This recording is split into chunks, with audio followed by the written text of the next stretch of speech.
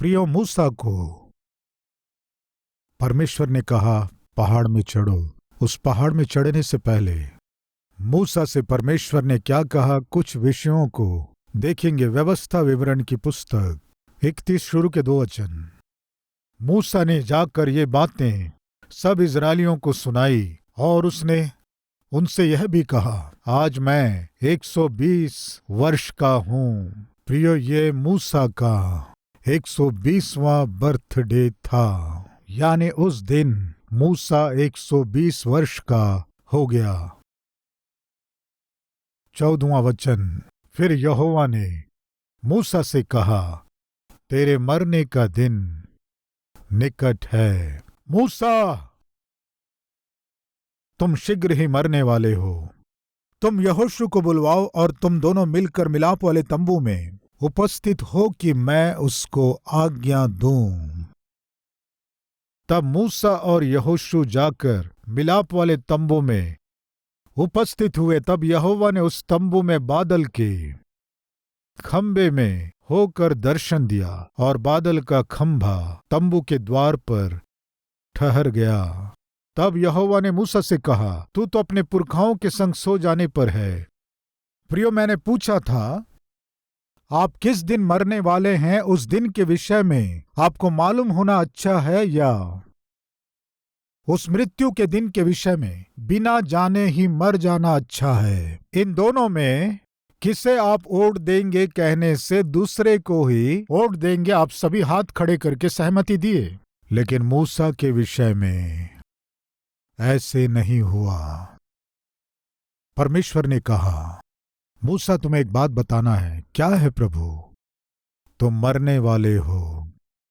प्रियो, इस समाचार को सुनकर कौन शांति से रह सकते हैं बताइए? प्रियो, मैं ये बात कहना तो नहीं चाहता, कह के देखता हूं। मान लीजिए आज की रात आप एक स्वप्न देखे, जैसे आप मर गए हैं ऐसा स्वप्न आपने देखा। स्वप्न को देखकर तुरंत पलंग में से उतरकर, प्रभु मैं आपको देखने जा रहा हूं क्या? अब इससे बड़ी खुशी क्या हो सकती है? इससे बड़ा आनंद क्या हो सकता है? ये कहकर, सुनिए सुनिए जी, उठो, बच्चों को भी उठाओ। क्या हुआ जी? 14 दिनों में मैं परमेश्वर को देखने। प्रियो, मैं पूछता हूं आप क्या करेंगे? जल्दी से उठकर फ्रिज को खोलकर उसमें से ठंडे पानी को निकालकर जल्दी से पीकर, छाती पीटकर बुरा सपना देखा। छी, बुरा सपना? ऐसा स्वप्न क्यों आया? फिर से सोने से फिर स्वप्न आएगा सोचकर सोते नहीं हैं। सोएंगे क्या बताइए? आप किस दिन मरने वाले हैं वो स्वप्न में ही आपको पता चलने से आप सह नहीं पा रहे हैं। प्रिय, परमेश्वर ही स्वयं मूसा से कह रहे हैं, मूसा तुम मरने वाले हो, तुम मर जाओगे। तुम जाकर यहोशू को बुलवाओ, उसे तुम्हारे स्थान में अगुवे के रूप में अभिषेक करो कहने से। प्रिय मूसा, थोड़ा भी चिंता किया हो, भय खाया हो, घबराया हो या डर कर भयभीत हुआ हो, बिल्कुल दिखाई नहीं दिया। कारण क्या है? 31वां अध्याय 27वें वचन को पढ़ रहा हूं। क्योंकि तेरा बलवा और हठ मुझे मालूम है। देखो, मेरे जीवित और संग रहते हुए भी तुम यहोवा से बलवा करते आए हो। फिर मेरे मरने के बाद भी क्यों ना करोगे? प्रिय, अपनी मृत्यु के विषय में मूसा धैर्य से बात कर रहा है। मेरे मरने के बाद तुम्हारा क्या होगा? 29वां वचन। क्योंकि मुझे मालूम है कि मेरे मृत्यु के बाद तुम बिल्कुल बिगड़ जाओगे और जिस मार्ग में चलने की आज्ञा मैंने तुमको सुनाई है उसको भी छोड़ दोगे। और अंत के दिनों में जब तुम वह काम करके जो यहोवा की दृष्टि में बुरा है, अपनी बनाई हुई वस्तु की पूजा करके उसको रिस दिलाओगे। प्रियो, जब मूसा का मरने का दिन निकट आया तब उसने इस 32वें अध्याय के गीत को उसने गाया। मूसा को मालूम था मैं मरने वाला हूं। चिंता नहीं किया, दुखी नहीं हुआ। मूसा के जीवन में डर नहीं था, कारण क्या है? उसने जो किया वो गलत था, जिसके कारण वो प्रतिज्ञा के देश में कदम नहीं रख पा रहा है। लेकिन उस गलती के कारण मैं अपने परमेश्वर से क्षमा मांगा हूं। अगर मैं मरूंगा तो अपने परमेश्वर के पास चला जाऊंगा। ऐसा भरोसा, ऐसा विश्वास मूसा के जीवन से मृत्यु के भय को हटा दिया। परमेश्वर ने कहा, ठीक है मूसा, उस देश को देखने की विनती कर रहे हो, ठीक है, आओ। परमेश्वर मूसा से सीधे और स्पष्ट बात कर रहे हैं। मूसा, ठीक है, मैं तुमसे कह रहा हूं, ध्यान से सुनो। क्या है प्रभु? फिर मूसा मोआब के अराबा से नबो पहाड़ पर, जो पिसगा की एक चोटी और यरीहो के सामने है, चढ़ गया। परमेश्वर ने कहा, इस्राएलियों को जिसे मैं निज भाग करके दे रहा हूं, उस देश को देख लो, आओ। मूसा, यरदन पार करके मैंने जो प्रतिज्ञा किया उस देश में कदम नहीं रख पाओगे, लेकिन तुम नबो पहाड़ पर चढ़कर, उसका एक और नाम है पिसगा की चोटी, उस पहाड़ पर चढ़ो। ठीक है प्रभु, उस पहाड़ में चढ़ूंगा। उस पहाड़ के ऊपर से मेरे प्रतिज्ञा किए गए देश को तुम देख सकते हो। इससे बड़ा सौभाग्य क्या हो सकता है प्रभु? ठीक है, लेकिन मूसा, उस पहाड़ में चढ़ने के बाद, उस पहाड़ में चढ़ने के बाद, उस देश को अपनी आंखों से देखने के बाद, ठीक है प्रभु, उस देश को अपनी आंखों से देखने के बाद, मूसा, वही तुम्हारे जीवन का आखिरी देखना होगा। वही तुम्हारे जीवन का अंतिम दिन होगा। वही तुम्हारे जीवन का आखिरी क्षण होगा। पहाड़ में चढ़े हुए तुम नीचे उतरकर नहीं आओगे। 32वां अध्याय 49वें वचन से देखेंगे। उस अबारीम पहाड़ की नबो नामक चोटी पर, जो मोआब देश में यरीहो के सामने है, चढ़कर कनान देश, जिसे मैं इस्राएलियों की निज भूमि कर देता हूं, उसको देख ले। तब जैसे तेरा भाई हारून होर पहाड़ पर मरकर अपने भाइयों में मिल गया, वैसा ही तू इस पहाड़ पर चढ़कर मर जाएगा और अपने लोगों में मिल जाएगा। मूसा, किस लिए तुम प्रतिज्ञा के देश को नहीं देख पा रहे हो, जानते हो? मूसा, तुम मुझसे प्रश्न नहीं करना, ना मेरे ऊपर कुड़कुड़ाना। कारण बताता हूं, सुनो। क्यों तुम प्रतिज्ञा के देश में कदम नहीं रख पाए?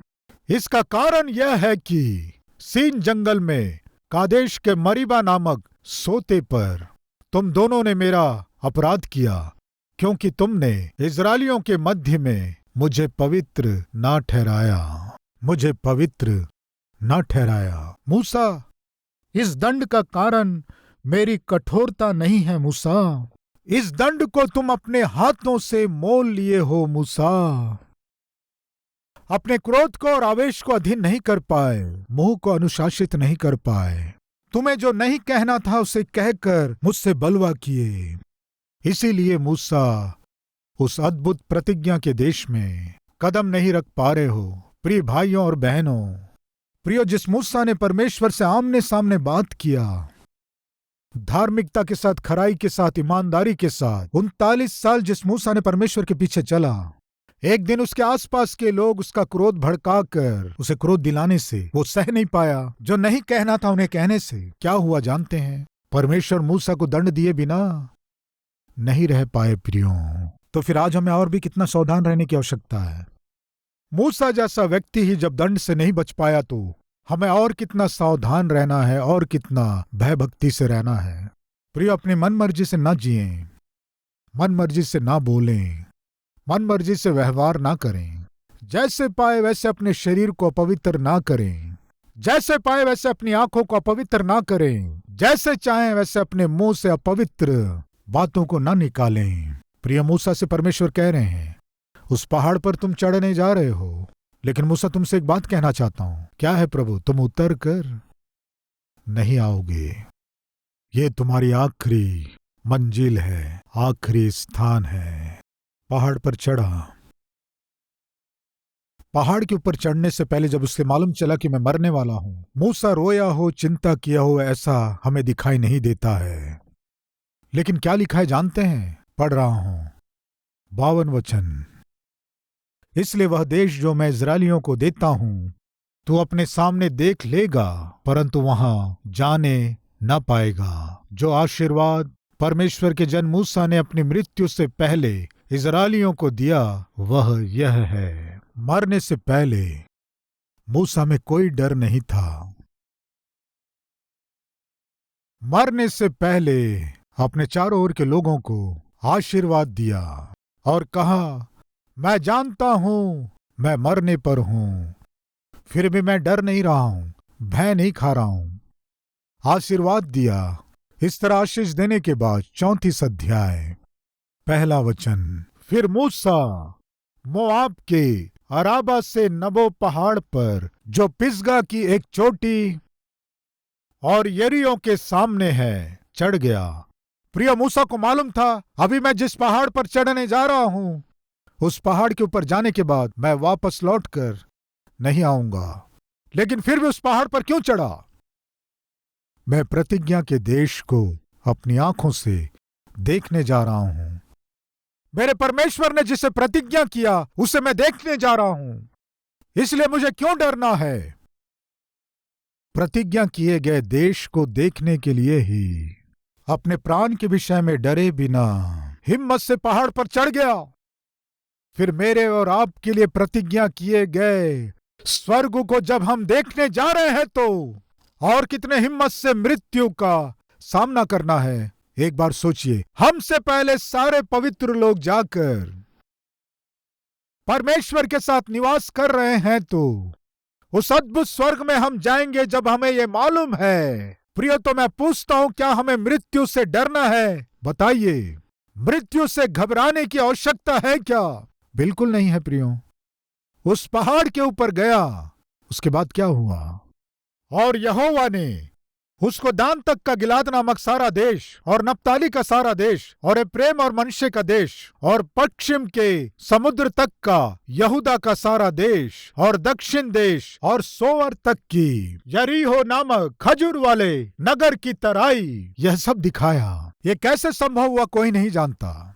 उस पहाड़ पर परमेश्वर ले गया, चारों ओर के प्रतिज्ञा के देश को दिखा दिया।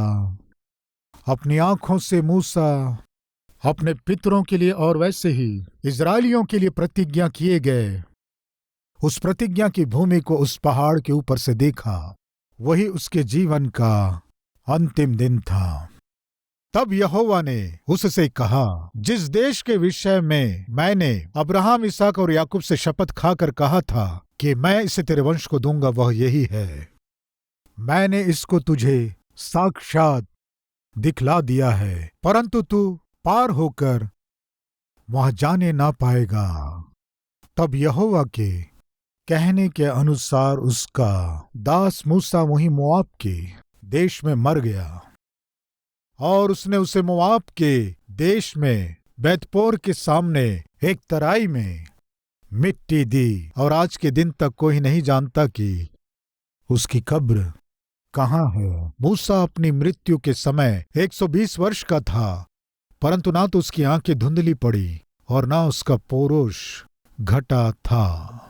32 अध्याय के 50वें वचन में परमेश्वर ने इस तरह कहा, तब जैसा तेरा भाई हारून होर पहाड़ पर मरकर अपने लोगों में मिल गया, वैसा ही तू इस पहाड़ पर चढ़कर मर जाएगा और अपने लोगों में मिल जाएगा। उस पहाड़ पर चढ़ा, उस पहाड़ के ऊपर से प्रतिज्ञा के पूरे देशों को देखा। वही उसके जीवन का आखिरी देखना था, वही उसके जीवन का आखिरी श्वास था, वही उसके जीवन का अंतिम दिन था। वहीं मर गया। प्रिय भाइयों और बहनों, वो मर जाएगा ये जानते हुए भी मूसा बिना डरे, बिना चिंता के, बिना भय के निर्भय होकर पहाड़ चढ़ाए। तो कारण जानते हैं, मूसा परमेश्वर के संग चला था, परमेश्वर के संग जिया। उसके किए गए गलती के कारण, अनाज्ञाकारिता के कारण, पाप के कारण प्रतिज्ञा के देश में कदम नहीं रख पाया, लेकिन परमेश्वर के साथ की संगति को खोए बिना परमेश्वर के संगति को नहीं खोया, साथ को नहीं खोया, अंतिम सांस तक परमेश्वर के ही पीछे चला। इसलिए मृत्यु से डरे बिना प्रतिज्ञा के देश को देखते हुए अपनी यात्रा को समाप्त किया। आज इन बातों को सुनने वाले भाई और बहन, हमारे जीवन में भी एक दिन मृत्यु आएगी। वो कब आएगी नहीं जानते, बताकर आएगी बिना बताए आएगी नहीं जानते, लेकिन मृत्यु से डरे बिना हमें हिम्मत से मृत्यु का सामना करना है तो हमें परमेश्वर से अंतिम सांस तक अच्छे संबंध के साथ जीना है, परमेश्वर के साथ चलने वालों के समान रहना है। मूसा, उस पहाड़ पर चढ़ो, मैं ही तुम्हें प्रतिज्ञा के देश को दिखाऊंगा। मैं भी उस पहाड़ पर आऊंगा, मैं प्रतिज्ञा के देश को दिखाऊंगा। उसके बाद पहाड़ पर तुम मर जाओगे, तुम अपने पितरों के संग सो जाओगे। इस तरह कहते समय मूसा बिल्कुल डरा नहीं। कारण क्या है कि मैं जब मरूंगा उस समय परमेश्वर मेरे संग रहेंगे। इससे अधिक मुझे क्या चाहिए। प्रियो, इस विषय को बताए बिना ये संदेश शायद पूरा नहीं हो पाएगा। एक व्यक्ति बीमार पड़ गया और हॉस्पिटल में एडमिट हो गया। जब वो हॉस्पिटल में बिस्तर में था, अपने पास एक कुर्सी लगवा लिया। वो क्यों ऐसे अपने पास कुर्सी लगवाया कोई नहीं जानता था। एक दिन एक सेवक जो उससे बहुत प्रेम करता था, अपने इस मित्र को देखने के लिए हॉस्पिटल में आया। उसके बेड के पास ही एक खाली कुर्सी था तो उसे देखकर पास्टर ने पूछा, कोई आकर गया है क्या? इस कुर्सी को यहां क्यों रखे हैं? इस तरह पूछने से तब वह बीमार व्यक्ति कहने लगा, कुछ नहीं, मेरे उद्धार पाने के शुरुआती दिनों में एक सेवक मुझे आत्मिक रूप से बलवंत करता था। उस सेवक ने मुझसे क्या कहा कि जब तुम अकेले प्रार्थना करते हो उस समय एक कुर्सी अपने सामने लगाना और यीशु को आकर उस कुर्सी में बैठने का आह्वान करो, वो निश्चय आकर बैठेंगे। प्रभु जब कुर्सी में बैठ जाएंगे, आप उनके समीप घुटने टेक कर कुर्सी में बैठे हुए यीशु से बात करना। इसे तुम अपने जीवन में एक आदत बना लो। इस तरह उस पास्टर ने मुझे सिखाया, मेरे आत्मिक जीवन के प्रारंभ में मुझे सिखाया। वो बीमार व्यक्ति उस सेवक से कहने लगा, पास्टर जी, मैं अपनी जवानी से एक पाठ जो सीखा है वो क्या है कि मैं जहां भी रहूं एक कुर्सी मेरे पास रहना है, क्योंकि उस कुर्सी में मेरे यीशु बैठेंगे। वो अनुभूति, वो आशा मुझे हिम्मत देती है। मृत्यु के बिछौने में हूं, पास में कुर्सी लगवाया, उसका कारण क्या है कि मेरे पास यीशु बैठे हैं। ये विश्वास और ये भरोसा मुझे हिम्मत देता है। प्रियो, उसके बाद वो सेवक प्रार्थना करके चले गया। कुछ दिनों के बाद उस व्यक्ति के बेटी ने उस पास्टर को फोन की और बोली, पास्टर जी, हाँ बेटी, आपके पिता कैसे हैं? पास्टर जी, पिताजी की मृत्यु हो गई है। ऐसा है क्या बेटी? कैसे?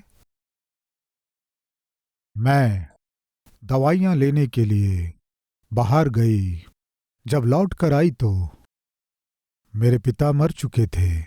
लेकिन विचित्र बात है कि मेरे पिताजी के पास जो कुर्सी था उसमें उनका हाथ रखा था।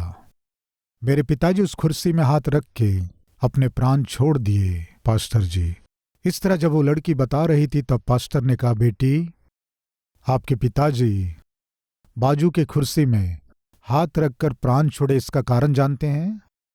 मैं जिस सत्य को जानता हूं बताता हूं। क्या है पास्टर जी? आपके पिताजी मरते समय यीशु उस कुर्सी में बैठे थे। आओ अब घर जाएंगे। इस तरह हाथ बढ़ाए, इसलिए आपके पिताजी हाथ दिए। प्रिय भाइयों और बहनों, किस दिन हमारे जीवन में मृत्यु आएगी हम नहीं जानते। उस दिन यीशु हमारे पास रहेंगे तो मृत्यु से डरने की आवश्यकता हमें नहीं रहेगी। मूसा, पहाड़ चढ़ने जा रहे हो, पहाड़ पे ही मरने जा रहे हो, लेकिन तुम्हें एक हिम्मत से भरा हुआ संदेश दे रहा हूं। वो क्या है कि तुम्हारे मरते समय तुम्हारे साथ मैं भी तुम्हारे पास रहूंगा। ऐसी आशा, ऐसे विश्वास के साथ हम अपनी आत्मिक यात्रा को आगे बढ़ाएंगे क्या? हाँ कहने वाले मेरे साथ मिलकर प्रार्थना करेंगे। आइए प्रार्थना करें।